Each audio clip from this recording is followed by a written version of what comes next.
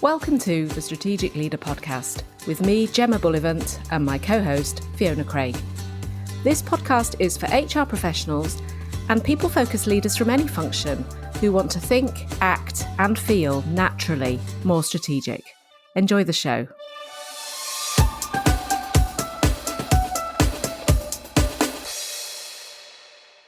Hi, everyone, and welcome back. Thanks for tuning in. Hi, Fee. How are you doing? I'm doing very well, Gem. How are you? I'm good. I've been busy, very busy. Very busy. I've also been busy this week. It's been a busy one. I had the pleasure of talking to one of our listeners this week. Shout out to Jane if you're listening to this episode. Hi, Jane. Hi, which was really nice. Nice to meet you in person, digital person, obviously, but that was fun. But yeah, busy week. But don't we always say that? When you say to someone, how's your week been? Is there anybody out there that doesn't go, oh, it's been a busy one? I honestly think that it's the answer that we always have because we are all very busy all of the time. And is that something we should be addressing? Yeah, I think so. It's interesting because I saw this thing on social media this morning, one of those helpful little graphics that you sometimes see flying around. And it was a pile of kind of stones and rocks of varying sizes on the left-hand side. And there was a jar with stones and rocks on the right-hand side.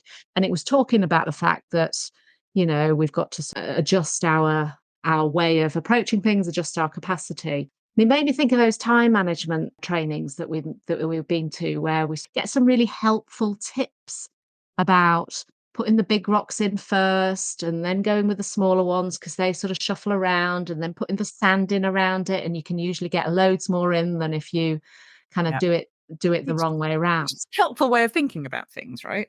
It is really helpful. Thinking about it. Put the big things in first. I don't know how often we actually do it. Well, yes, and that's the really good question first, isn't it? Is do we mindfully manage our time? But the other thing that it made me think of is I was looking at this graphic and I was thinking, well, there's absolutely no way that all of those stones would go in that jar. And then it made me think, well, maybe not all of those stones need to go in that jar. The jar can't get any bigger, can it? The jar can't get any bigger, realistically. I mean, if you work 3 days a week, maybe you can sort of legitimately ask yourself, could I do 4 or 5 days a week? But most of us have a set time that we have available to us and a whole bunch of things. And most of us have way too much of those bunch of things that could ever possibly fit into the jar that we have, which is our week. So I thought it'd be a really great topic for us to explore today, because I think we can be very busy, we can be very active, we can be doing lots of things that feel like we are making progress. But if we don't step back and actually look at the quality and value of each of those activities, not just in terms of the order in which we put the rocks into the jar and putting the sand in last, which is a legitimate approach, but also actually really thinking about which of these do I need to be focusing on, which of these rocks do I need to really focus on?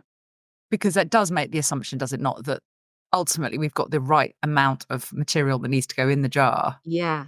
If we fit and it happens when you're going on holiday, doesn't it? Well, it's funny you should say that, because I am about to go on holiday. I'm heading off on holiday tonight. So next week is a write-off for me work-wise.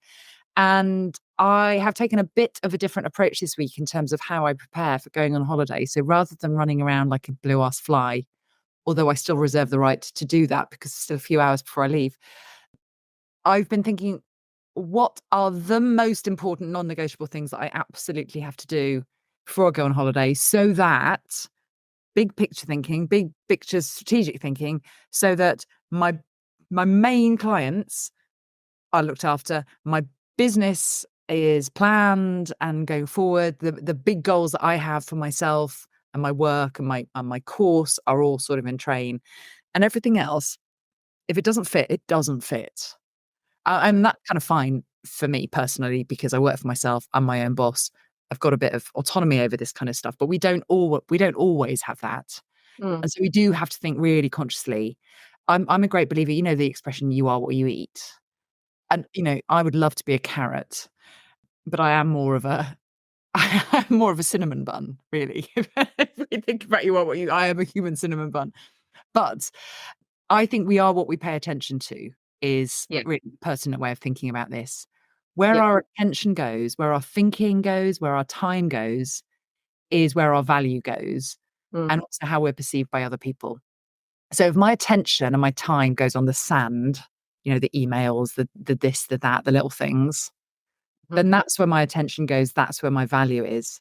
If my attention and my time is actually spent on the most important things, then that's where my value is going to be given. So it's thinking strategically about our time and our priorities. It can be really, really useful to zoom out and think about, okay, well, what is the most important thing? And almost getting ourselves into the habit of doing that regardless of an external non-negotiable factor, such as going on holiday, because I Mhm, recognize that as well. When you are planning to get yourself away, the week in the run up to it is usually even more hectic and busy because you're trying to cram all of that activity in before you go.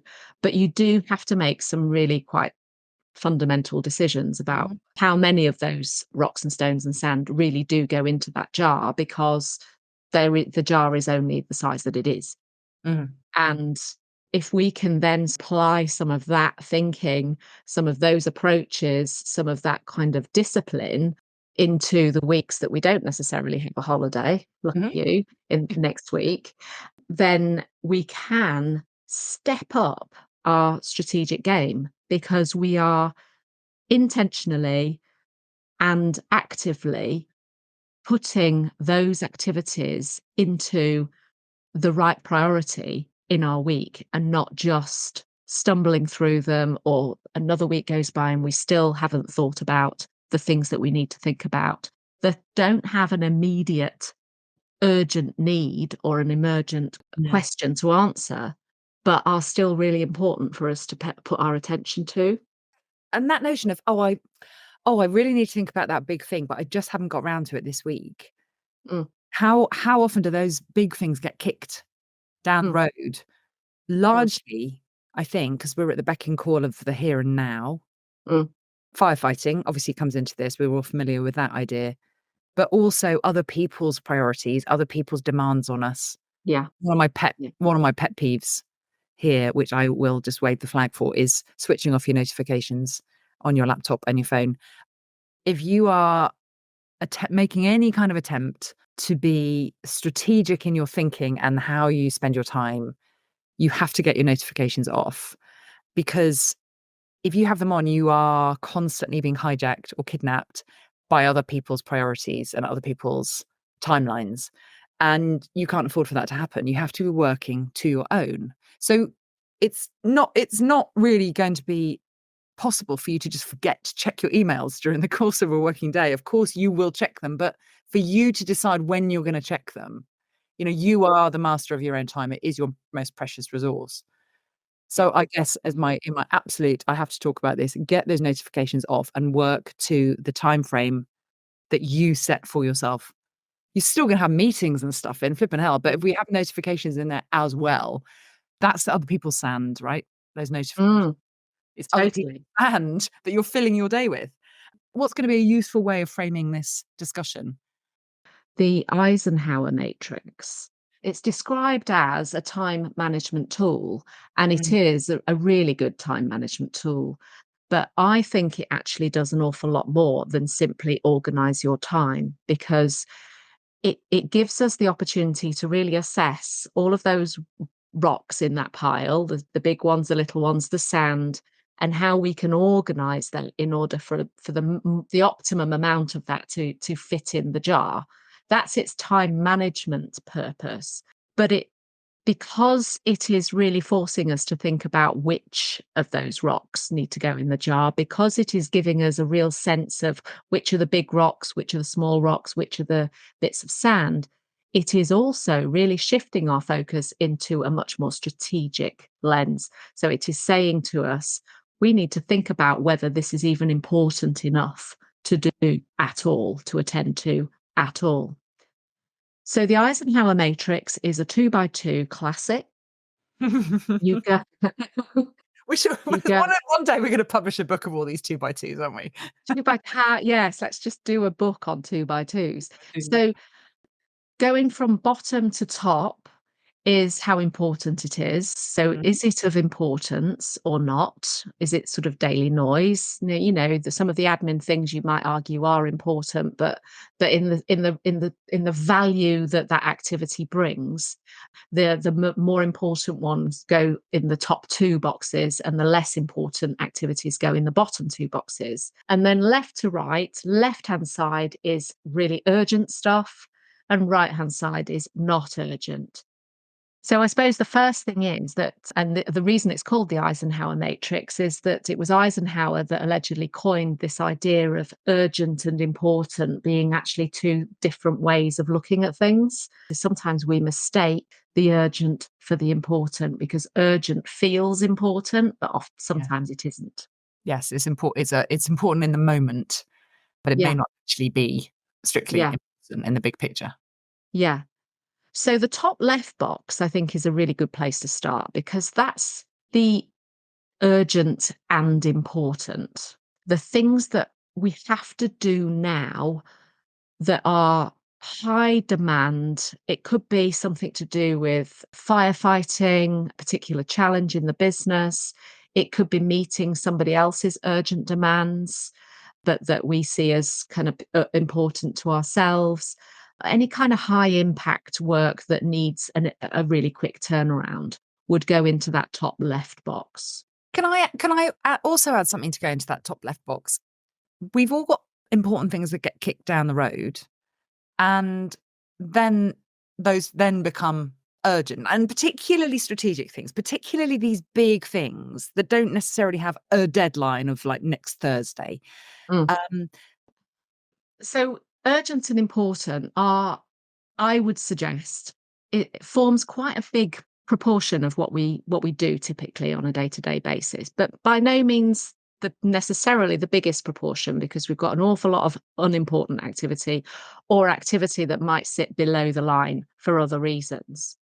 So if we explore those next, because they're likely to be consuming our time, mhm. the urgent but not important tasks, they're bottom left. So let's say we have an immediate need from the business.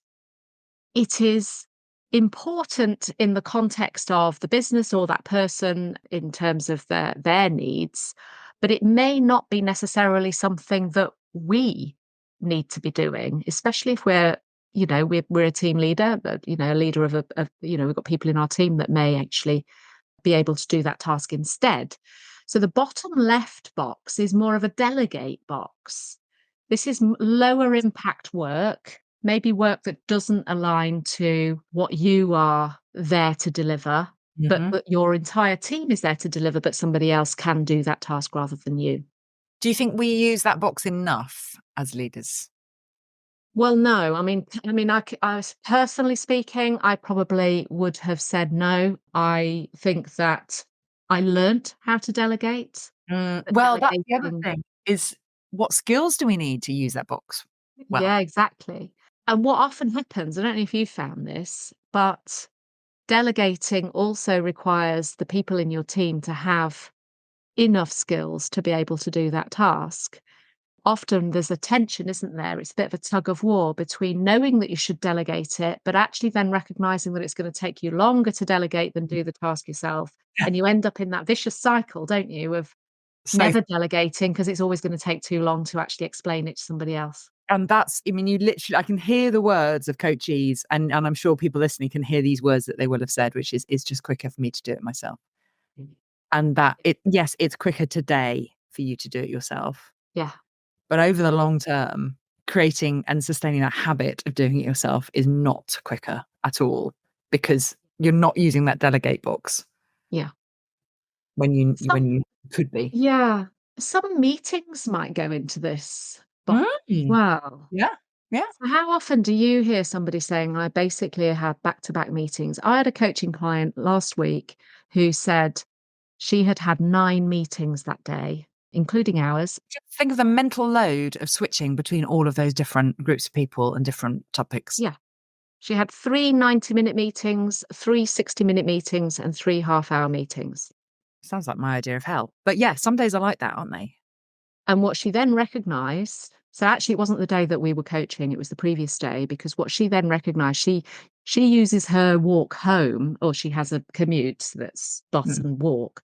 Mm. And on the walking part of it, she uses that to actively reflect on the day. I thought it was fantastic. Oh, yeah, that's a good one. Yeah, what a superpower. Yeah. And what she reflected on was that she'd had too many meetings. Didn't take much to establish that, Mhm. probably, but that one of those meetings in particular, she just had not been at all the engaged in the way that she wanted to be. She didn't feel that she'd added value. She didn't have the right attention. And she then did some stuff to follow up on what that meeting was. I think it was somebody in her team, to give them some extra, basically to give them a bit extra. She'd Mhm. followed up with them because she'd recognized that in that meeting she hadn't really been on form. Yeah. That sounds great reflection. Yeah. So, but I wonder sometimes, taking her day, those 9 meetings, did number 1, did she have to be in all of those? Mhm. So that's a good question. And then number 2 is, maybe she does, but did she have to say yes to that particular day for all of those? Seeing all of those meetings cropping up in her calendar in just one day. Can I share another beef then that of Mm, that it's not always obvious that you can do this, you should do this, which is I mean, I've asked people, "How do you decide which meeting invites to accept?" mm, And sometimes I've heard the answer, "Well, I accept them all because that's my job." And the notion that actually you don't accept every meeting invite, there are criteria for you accepting a mm, meeting invite, which is, can I see how this, moves forward something of strategic importance, so I can see where it sort of sits in terms of importance to the business? Can I see where I'm going to add some value to it? Or can I see where I'm going to get some value from it?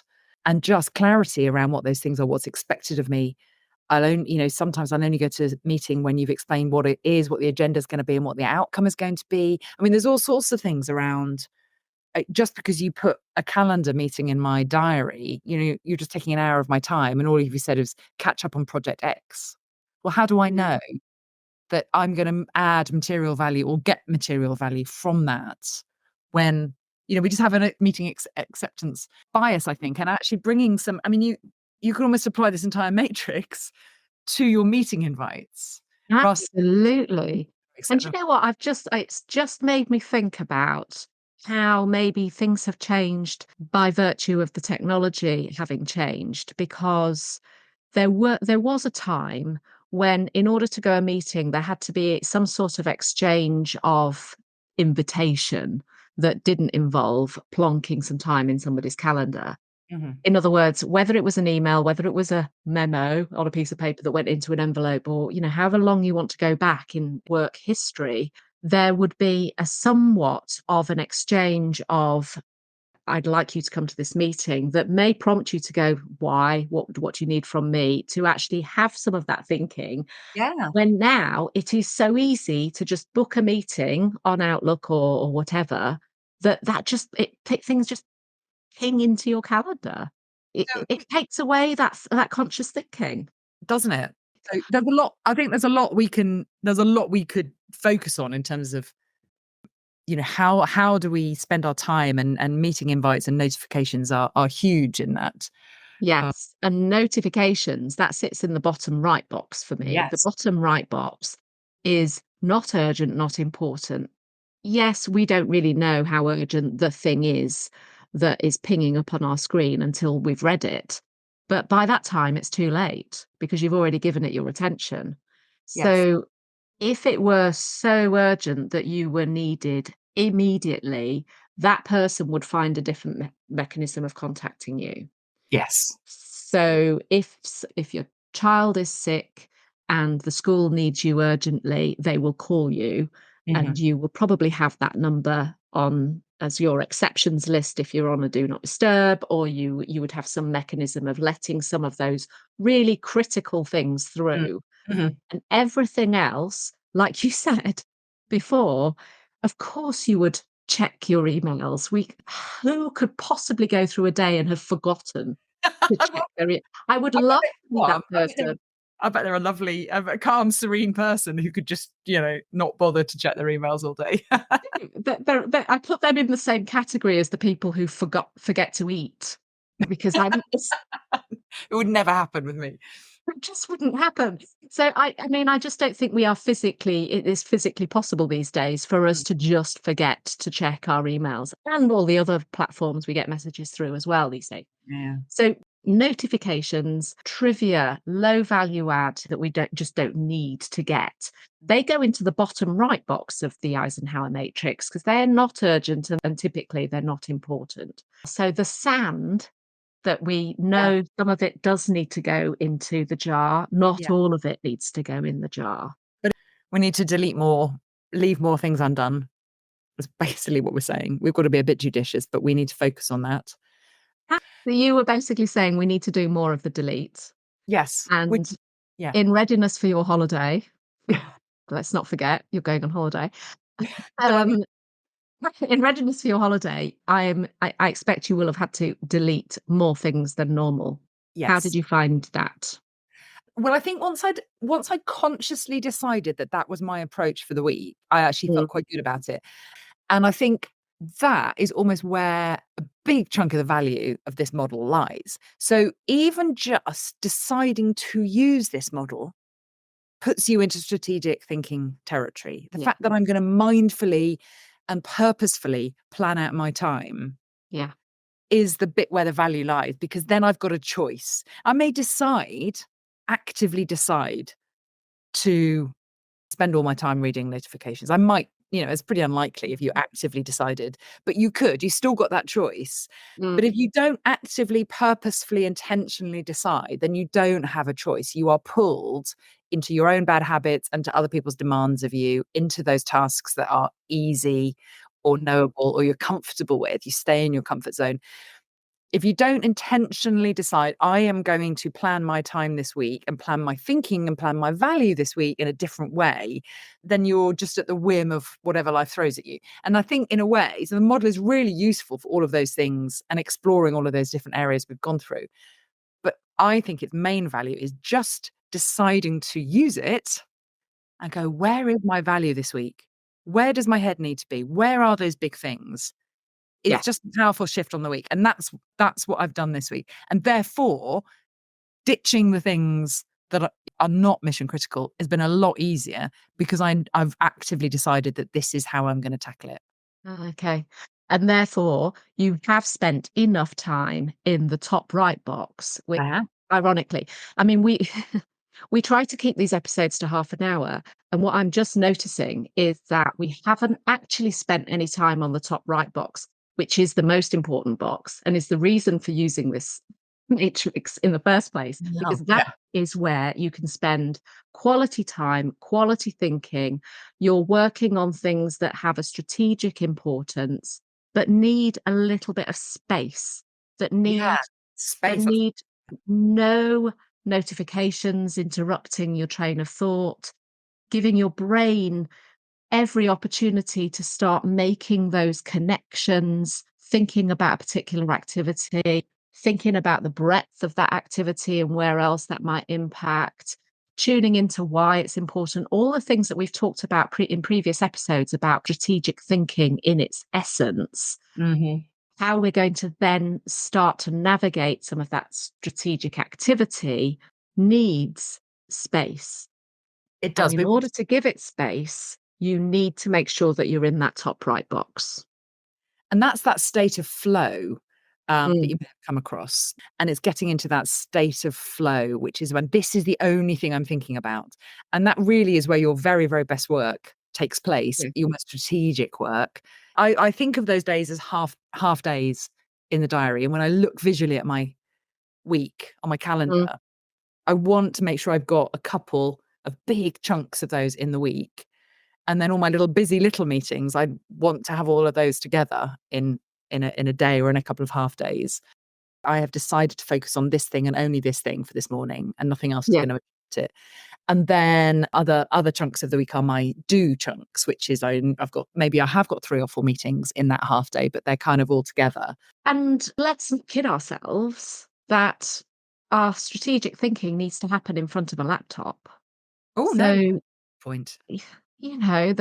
the client I mentioned earlier who does her reflection on the day on her walk home, part of her commute, that is a strategic walk. And I sometimes have used this before with clients, this idea of we don't get enough exercise, we don't get enough fresh air, or when you're working from home, you just feel like you're chained to your desk. And my husband calls my office the bunker. You're locked in there. Yeah. Yeah. But you could go for a walk. But if you give yourself the permission that not only is it good for your well-being and your mental health, and it's good to get some exercise and it's good to get some fresh air, but actually to couch it perhaps as a thinking walk. I'm going to just walk for however long you can give yourself permission to do, the longer the better in many ways, to just allow your mind to wander and allow some of that wider thinking, the space to actually start putting some of that activity in place. And so you can piggyback a couple of things, a couple of benefits of activities like that. And sometimes some people just need the permission to block time in their calendar for a Mm. thinking walk, that they're actually, it's not just for a walk, it's for a thinking walk. And some clients have Yeah. found that really helpful as a reframe. That's a great reframe, isn't it? And that, that decide box is, well, where is the best place for you to do that? Where are you going to do that best deep work? Is it maybe at your desk? It may be, Yeah. sometimes I sit on my floor with an A3 pad and a Sharpie and I scribble things. Yeah. And that's actually the best place for me to do the big thinking. And then absolutely go for a walk, let things settle. Yeah. But it's absolutely critical for staying in that fourth and most important box, the decide box. Absolutely. So if you haven't done this for a while or ever, maybe now is the right time to just go for a little thinking walk or take yourself away to reflect on this for a bit. How would you plot that in this matrix? It's going to be in the show notes as well so that you can remind yourself of it. How would you put each of those activities in those boxes? What might you to change if you were being more intentional? And then what's coming up?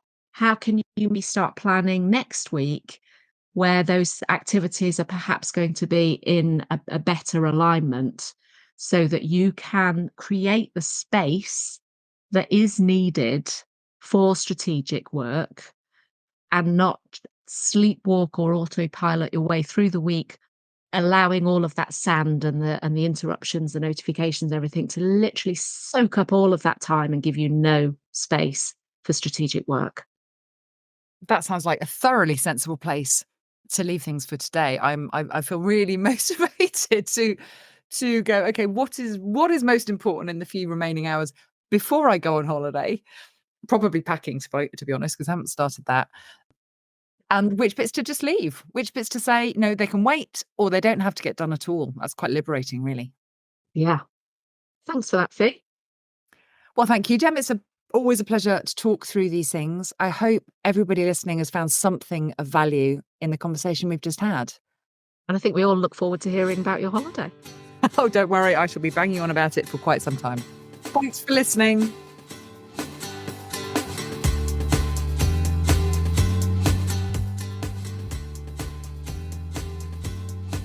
Thank you for listening to this episode of The Strategic Leader. If you liked the episode, please subscribe to access more of our recordings. And if you think it'd be useful for someone else, please forward to them and leave a review. We base our content on questions we are regularly asked and what you want to know more about, so please do email us with any questions or comments to gemma@gemmabullivant.co.uk. And remember, you're already being more strategic than you realise.